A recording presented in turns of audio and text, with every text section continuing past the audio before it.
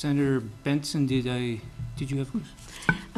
Thank you, Mr. Chair. Mr. Carlson, I think you should clarify for us, when the amendment that you speak of for Parks and Trails was being brought forward, was it made clear that some of that money would be used for eminent domain? Mr. Chairman, Senator, I don't think that there was any specific discussion when the constitutional amendment that some of the properties may be acquired by eminent domain, but I don't think anybody was naive enough to think that that may possibly not occur in limited instances. Mr. Chair. Senator Benson. And Mr. Carlson, it's not a matter of naivete. If the voters aren't told some of this money will be used for eminent domain, they can't really make a decision about whether or not it should be used for eminent domain.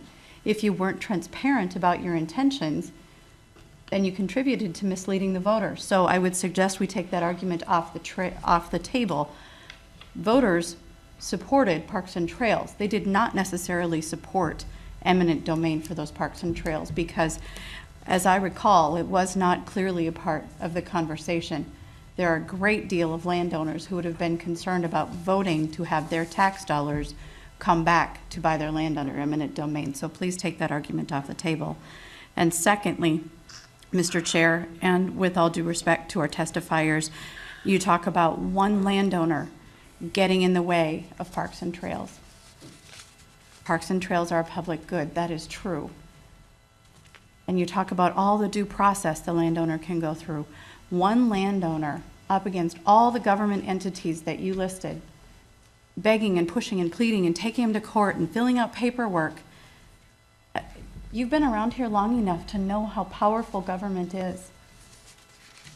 And citizens get fatigued and they just give up. And they give up 100 years of land ownership in their family because they're tired of the fight. Not necessarily because they think it's a good idea. It's our job at this table to deliberate whether taking away somebody's 100-year family land is worth the park or the trail. That's what we're balancing here. And yes, we agree, parks and trails have value. But in the hierarchy, the right of an individual to work for the money, to buy the land, has to have some preeminence where nothing is secure.